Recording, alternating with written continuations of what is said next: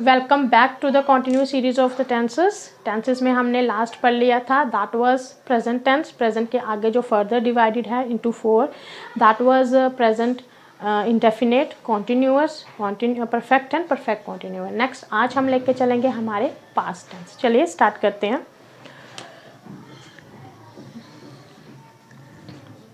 Past indefinite,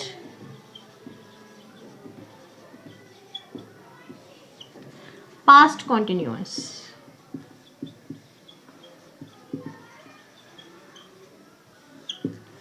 अब सबसे पहले पास्ट इंडेफिनिट कौन से हुए, जिसमें हमारे क्या होगा, वो काम करता था। अब इसमें कौन से वर्ड यूज होंगे, था, थे, थी।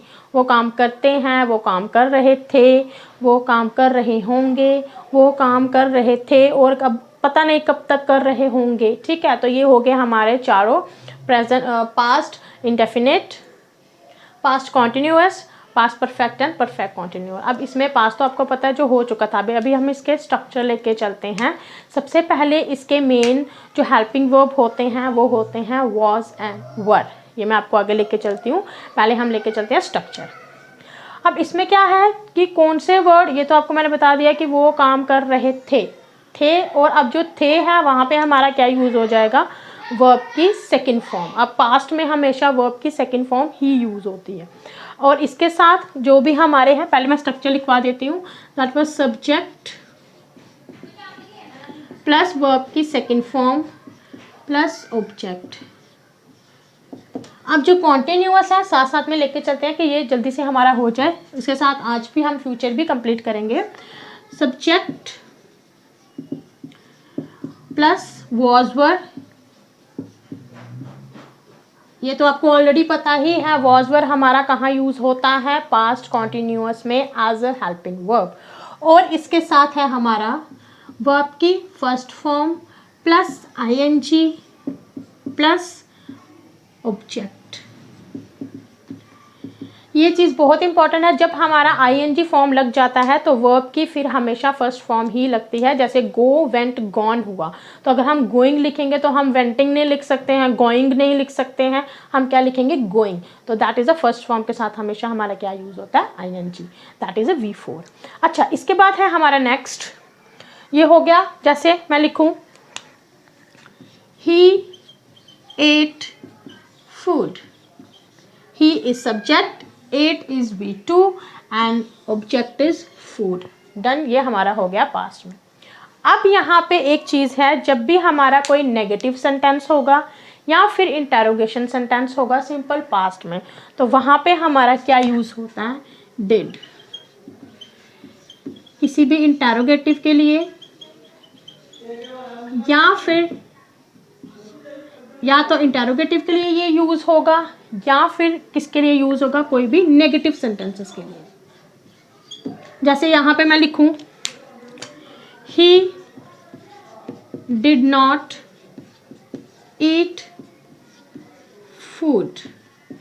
That is the main thing. जब भी हमारा डिड यूज़ होगा उसके बाद हमारा वर्ब की सेकंड फॉर्म यूज़ नहीं होगी।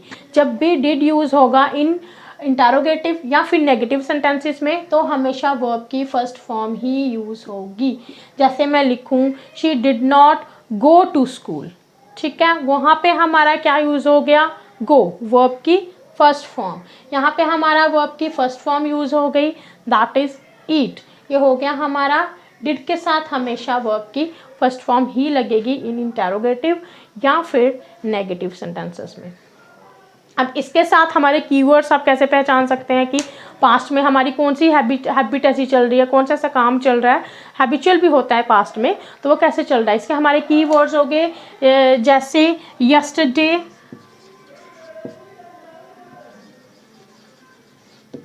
लास्ट डे, लास्ट नाइट लिख लो, या फिर previous night, previous week, previous month, previous week या फिर मंथ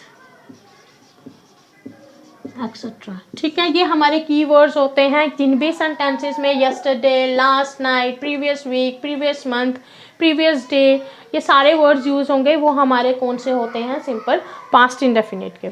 चलिए अब है हमारा पास्ट कॉन्टिन्यूअस। पास्ट कॉन्टिन्यूअस का मैंने आपको बता दिया, सब्जेक्ट, वॉज, वर, वर्ब की first form, ING and object. अब इसके सेंटेंसेस जैसे मैं लिखूं, शी वॉज, अब ये तो आपको पता है वॉज किसके साथ लगेगा और वर्ब किसके साथ लगेगा, फर्स्ट पर्सन सिंगुलर्स के साथ हमारा वो देखिए, जैसे हमारे थर्ड पर्सन सिंगुलर, जैसे मैंने पीछे भी बताया third person singular that is he she it, उनके साथ हमारे हमेशा हमारा क्या लगता है, वॉज।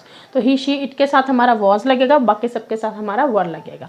आई के साथ वॉज भी लगता है, वर भी लगता है। ये जब हम वर्ब डिटेल में पढ़ेंगे, हेल्पिंग वर्ब डिटेल में पढ़ेंगे, वहाँ आपको प्रोबेबिलिटी बताऊंगी कहाँ पे वॉज यूज होता है और कहाँ पे वर यूज होता है। तो जैसे मैंने लिखा, she was going to party,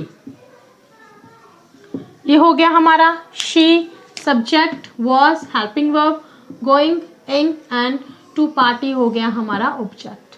ये हो गए हमारे सिंपल पास्ट कॉन्टिन्यूअस। इसके साथ मैं या फिर ये भी लिख सकती हूँ, I was studying in the library. तो ये हो गया subject, helping verb, studying in the library as a object. चलिए, the patient had breathed his last before the doctor arrived in the hospital। देखिए इस चीज़ को आप ध्यान से समझिएगा। पहली चीज़, अब ये क्या सेंटेंस है, the patient had breath his last, patient की आखिरी सांस चल चुकी थी, before the doctor arrived in the hospital. अब ये दो एक्शन हुए हैं। पहला, पेशेंट ने अपनी लास्ट सांस ली, आखिरी सांस ले ली, और डॉक्टर वहाँ पे अराइव्ड हुआ है। अब यहाँ पे दो हैं, देखिए पहले कौन सा सेंटेंस, पहले कौन सा एक्शन हुआ है और बाद में कौन सा एक्शन हुआ है, ये चीज़ आपको यहाँ पे समझनी है। The patient had breath his last, patient पहले मर चुका था, before the doctor arrived in the hospital, doctor के आने से पहले ही पेशेंट ऑलरेडी मर चुका था। तो जो पहले एक्शन हुआ उसके साथ हमने क्या यूज़ करना है, past perfect, that is had and verb की थर्ड फॉर्म। तो ये हमारा हो गया हैड एंड वर्ब की third form, that is a first action, had भी यूज़ हो गया और हमारा ब्रीथ वर्ब की थर्ड फॉर्म भी यूज़ हो गई। दूसरा sentence, before the doctor arrived, अब ये मैंने आपको पहले भी बता दिया था, सिंपल पास्ट में, पास्ट इंडेफिनिट में वर्ब की हमेशा सेकंड फॉर्म आएगी, सब्जेक्ट प्लस ऑब्जेक्ट। तो doctor is subject, arrived verb की second form, in the hospital is object. ये था हमारा मेन एक्सेप्शन, और ऐसे सेंटेंसेस बहुत बार पूछे गए हैं एग्जाम में, हम इसकी प्रैक्टिस करेंगे। उसके बाद मैं आपको ये सारा डिटेल में, हमारे जब प्रैक्टिस सेट आएंगे उसमें आप ये सब छोटे छोटे डाउट्स अपने क्लियर कर सकते हैं। चलिए एक और सेंटेंसेस के साथ आपको देती हूँ। The train left before I reach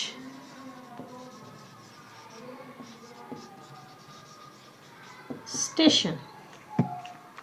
अब देखिए यहाँ पे भी दो ही एक्शन हुए हैं, द ट्रेन लेफ्ट, ट्रेन चली गई थी, before I reach the station, station पहुँचने से पहले, मीन्स मैं स्टेशन में बाद में पहुँची हूँ, मेरे पहुँचने से पहले ही ट्रेन जा चुकी थी। तो दो एक्शन हुए, एक जो ट्रेन जा चुकी थी जो पहला एक्शन हुआ, तो क्या ये हमारा सेंटेंस सही है? नो, यहाँ पे हमारा क्या यूज़ होगा, हैड, क्योंकि पहले वाले एक्शन के साथ हमारा हैड एंड वर्ब की थर्ड फॉर्म यूज़ होगी, तो लेफ्ट हो गया वर्ब की third form, that is the train had left before I reach the station, that is V2।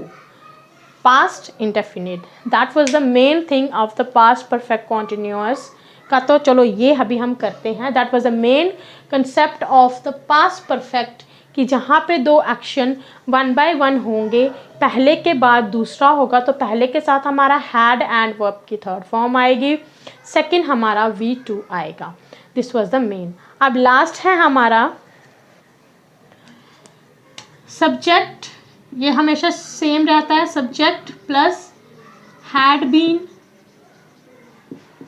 अब यहाँ पे भी हो गया वर्ब की first form plus ING plus हमारा object, then since and for, और अगर टाइम दिया होगा कभी तो टाइम भी वहाँ पे हमारा हो जाएगा। ठीक है, इसका है मेन हमारा हैड बीन, वर्ब की फर्स्ट फॉर्म प्लस ING और सिंस फॉर। इसमें भी सेम ही रहेगा, since for the particular time and for the duration. अब इसके हम सेंटेंस देते हैं, जैसे we had been working,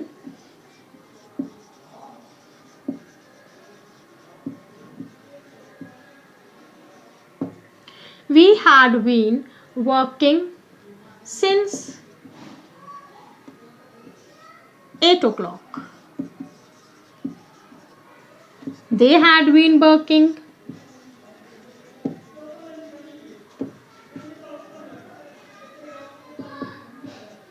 for 3 days, या फिर 3 और लिख लो।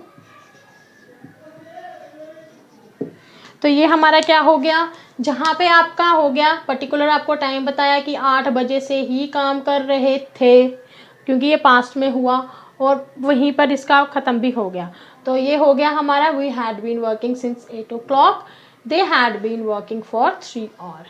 तो ये हमारे हो गए past perfect and perfect continuous. Next हम लेके चलते हैं फ्यूचर के आगे जितने भी डिवाइड हुए हैं वो लेके चलते हैं। चलिए नेक्स्ट है हमारा फ्यूचर टेंसेस। फ्यूचर तो आपको ऑलरेडी पता है, कोई भी एक्शन जो अभी फ्यूचर में होगा, the action will takes place in future. आने वाले टाइम में, आने वाले समय में जो भी एक्शन हमारा होगा वो हमारे होते हैं फ्यूचर टेंसेस। तो उसका स्ट्रक्चर हम कर लेते हैं। Future, future indefinite and future continuous।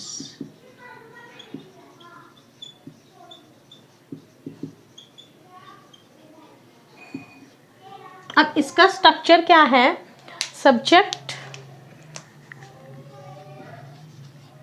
Plus will shall plus verb की फर्स्ट फॉर्म प्लस ऑब्जेक्ट। अब विल और शैल, विल किसके साथ यूज होगा, सेकंड और थर्ड पर्सन के साथ, शैल किसके साथ यूज होगा, फर्स्ट पर्सन के साथ। विल हमारा यूज होता है second and third person, that is you he she it they, और शैल हमारा यूज होता है फर्स्ट पर्सन के साथ,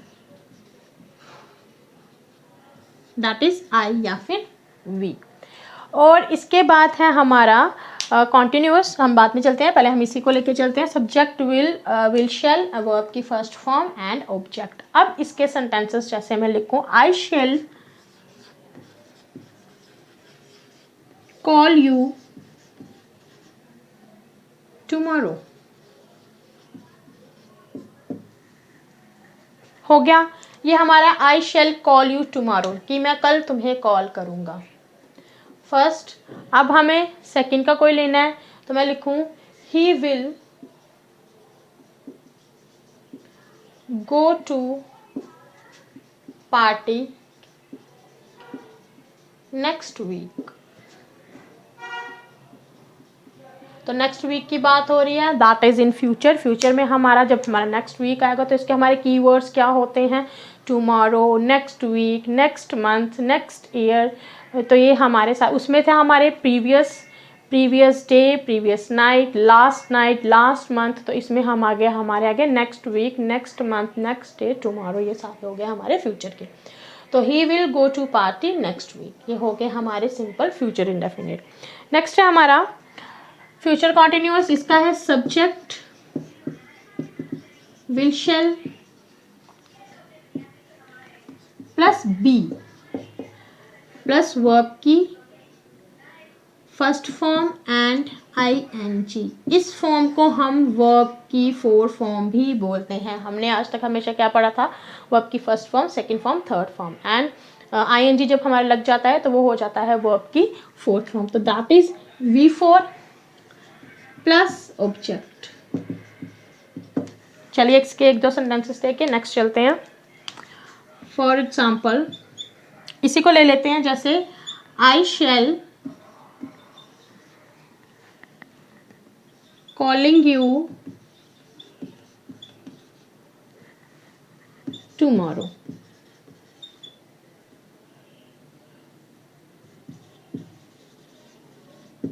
ये क्या हो गया कि देखिए ये कोई डेफिनेट नहीं पता होता है कि मैं वो काम उस टाइम पे कर भी रहा होऊंगा या नहीं कर रहा होऊंगा। तो फ्यूचर जैसे हम अजम्पशन कर सकते हैं कि फ्यूचर में इस टाइम पे हो सकता है, इस टाइम पे मैं तुम्हें कॉल कर रहा होऊंगा। तो इसका मतलब ये हुआ कि फ्यूचर में आई शैल कॉलिंग यू टुमारो, क्या पता इस टाइम पे मैं तुम्हें कॉल कर रहा होऊंगा। तो ये हमारा हो गया फ्यूचर में। सेकेंड है we will meeting, we will ओ, यहाँ पे तो वी भी आएगा। शैल के बाद हमारा होता है we. I shall be calling you tomorrow, shall के साथ बी आएगा और यहाँ पे वी के साथ शैल यूज होगा। अगर सपोज मैंने यहाँ पे कोई ही लिखा तो ही विल बी हो गया। He will be meeting you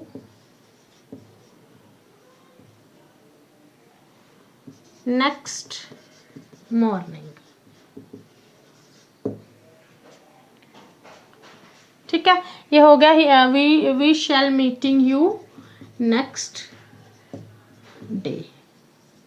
ये हो गया हमारे तीन सेंटेंसेस। अगर मैंने लिखा सब्जेक्ट है that is first person, first person के साथ हमारा शैल आ गया। I shall be calling you tomorrow, we shall be meeting you next day, he will be meeting you next morning. तो ये हमारे हो गए फ्यूचर कॉन्टिन्यूअस। जब इसके बाद है हमारा future perfect and perfect continuous. Future perfect,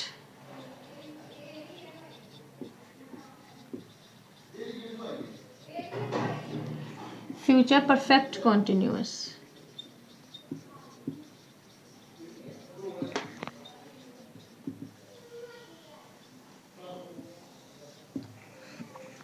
अब इसका हमारा स्ट्रक्चर क्या रहता है, सब चलिए मैं वो लिखवा देती हूँ। Subject plus will shall plus have, verb की थर्ड फॉर्म प्लस ऑब्जेक्ट। ये हो गया हमारा स्ट्रक्चर। अब इसके सेंटेंसेस जैसे मैं लिखूं, I shall have been, I shall have finished my work। ये हो गया हमारा सब्जेक्ट, shall, have, verb की third form, my work as a object। Second, अगर मैं कोई will की एग्जांपल दूं तो he will have finished his work। तो ये हमारा हो गया फ्यूचर परफेक्ट में। अब चाहे चलिए नेक्स्ट है हमारा future perfect continuous. Future perfect continuous का स्ट्रक्चर क्या है, subject plus will shall plus have been plus verb की first form and ing plus object. अब पास्ट और प्रेजेंट में हमारा क्या यूज होता था, सिंस एंड फॉर। अब यहाँ पे हमारा क्या यूज होगा, फॉर एंड फ्रॉम। तो ये हो गए हमारे फ्यूचर के। जैसे अभी इसके सेंटेंसेस में आपको दूं, she will have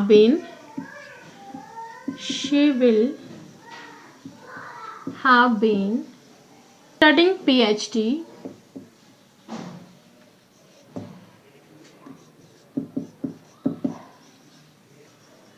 for 2 years। ठीक है, ये हो गया हमारा subject will have been studying object for 2 years। ये हो गया हमारा 2 सालों के लिए। 2 यहाँ पे हमारा ड्यूरेशन चल रहा हो, फॉर आपको पहले भी बताया था ड्यूरेशन चल रहा होगा इन फ्यूचर की। वहाँ पे 2 साल तक मैंने PhD करनी है या PhD करूँगी, तो वहाँ पे हमारा यूज़ हो गया 2 years। नेक्स्ट है हमारा he will have been his work